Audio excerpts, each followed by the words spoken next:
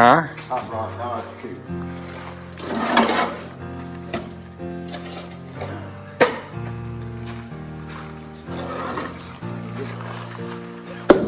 The ramps, they can't do it.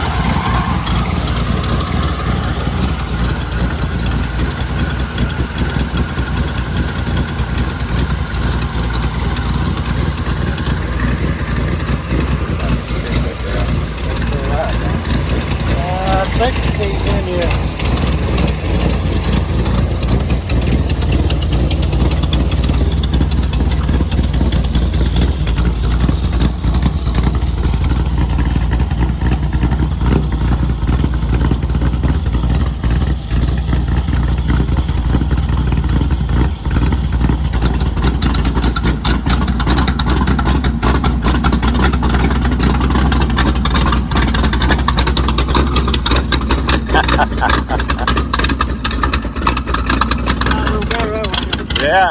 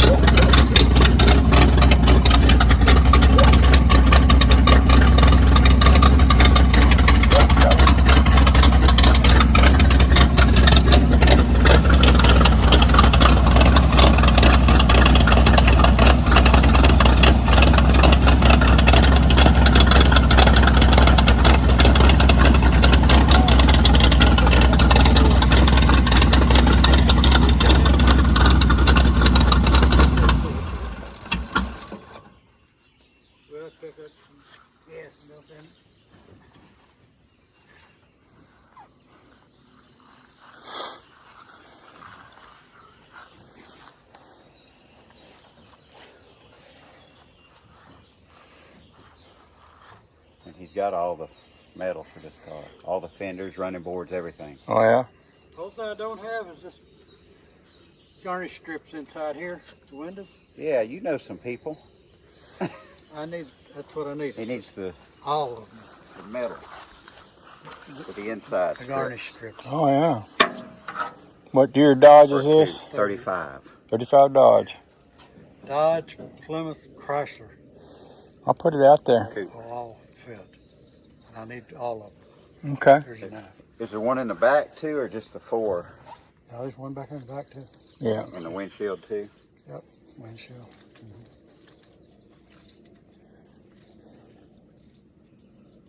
I may have to wind up making them. That'd be fun. Yeah.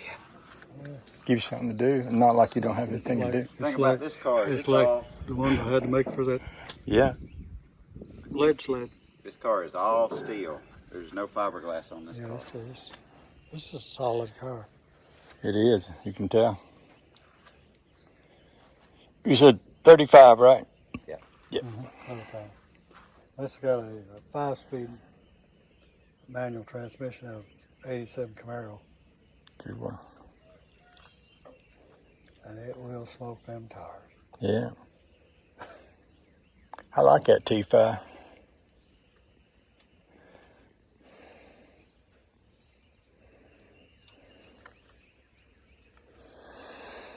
Thanks, fellas, for showing me around.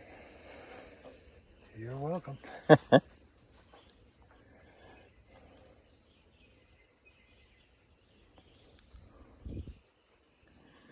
Shuttle's truck there. Yeah. The steering box is locking up on it. Yeah, on this one? Yeah. He's got one ordered for it.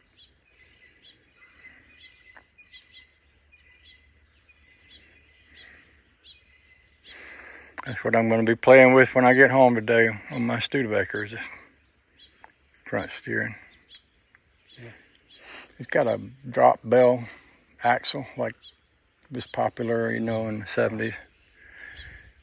Mike, who built that car, he's a welder, worked down at the snowplow factory up in Maine. His wife wouldn't let him spend money on cars, but he liked to drink beer.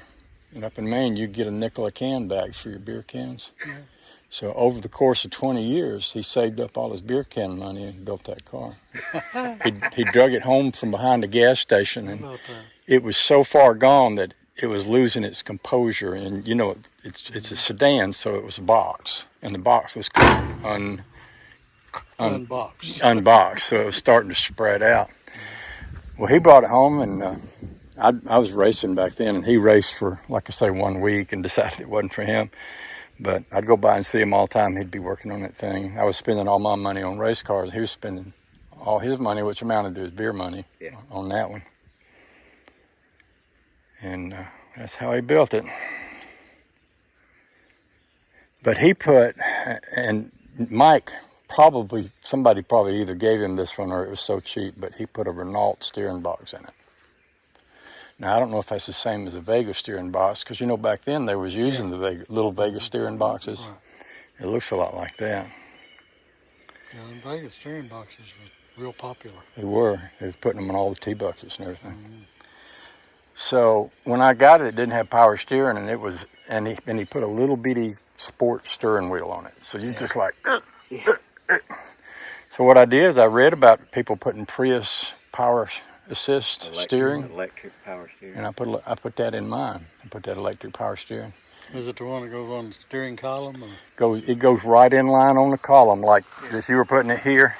The thing itself is about this long, but if you take all the junk off of it, because it's made to be part of your dash, if you take all the junk and cut it down to just the steering part, you've got a little piece that's about this long that has a thing that sticks out the side that looks like a little starter. So I cut mine down, I set it right here, and I pointed that thing down and mounted it from 3 points, and I have it running down to that little steering wheel. Jeff Butts put one of those on his 53 Studebaker. Yeah, Studebaker. And it steers great, but it's got a little something going on. I'm gonna go home today and try just looking at the toe end to see if because you go down the road and you just kind of make a little You know, you probably know what I mean. Got Like a little bit of play in the steering wheel. some will just go straight down the road, and some you just kind of like, you can tell I'm putting more work into this than I want to. You know, it's like that. So I'm gonna spend some time looking at that today. Got normally toe in. I'm hoping it's just toe in because that's something you know, where we used to race, we were beating the front end out of alignment and putting it back every week. Yeah, Tickle done that. With the cambers out, truck too. it'll do that too. Yeah. I bought a new Corvette in '84, Uh-huh. and you could not drive it on a blacktop highway Yeah. where trucks have been running. Yeah. That thing was all over the road. Really? And I took it back to them, and they lined it up again. And took it back, I don't know how many times. Finally, in '88, I moved to Florida, and I set it up in my garage. I stood those wheels straight up and down, and it would just go down the road without touching steering wheel. She's, And they had them set at 3 degrees, yeah. and it wore the outside of the tires off. All right. Okay. It was sitting like this, you know. Yeah. You know that Dodge right there? It was sitting like this in the back. It was wearing the inside of the tires out. I had to Yeah. put reverse camber bushings to straighten the tires out. Yeah. Really? I couldn't find any tire shop to even look at that to work No. on it. Really? That came from the factory that way. Factory like that. It was wearing out the inside of both rear tires. That's the way that vet was. I took that vet back 59 times to dealer. And nobody could tell me why it was doing it. Yeah. We can't align it. We can't align it. It's funny because we're old enough to remember when, you know, tire alignment was pretty good, pretty reliable science. But I took a Dodge truck to an alignment shop up in Maine. He says we can't work on that because on those they would put the hubcaps on them, and the hubcaps would have a light in them, and the light would shine on a mirror, which would reflect on something, and he gave me all these reasons why he couldn't work on my, you know, 78 Dodge truck. Because I don't even know what they do with cars. Probably shoot them with lasers or something. I don't even know. But Now, yeah. it's funny how just something that simple as it was back in those days. I got an Eastwood manual kit to Yeah. line the front ends up with. That's the way. That's the only way. Well, I mean, that's what we did at the racetrack. We just did it ourselves. It's all a learning process. It's fun though. All right, well, I better go home and look after my dogs. They're gonna be wondering where Daddy's at. But another day, I'll be happy to have you take me to that other place. I'd love. Oh, yeah, I love to see old cars. He, Love to get to know car He just people. had a heart surgery, so You give got him a couple weeks. that guy, yeah. Ain't no rush for me. It's a cool place to go When I see. go back up there, I need to pick up that piece for Jerry's horn. There's a copper Oh, disc in there about that big around. It's there. I didn't think it was on that car. Well, I got to find one Oh, because the horn don't work. his horn quit working again. Yeah. Well, he didn't quit. He had to unplug it. He said he's sitting in the house, the horn started blowing. He wouldn't shut off. I tried to make a piece that would work, but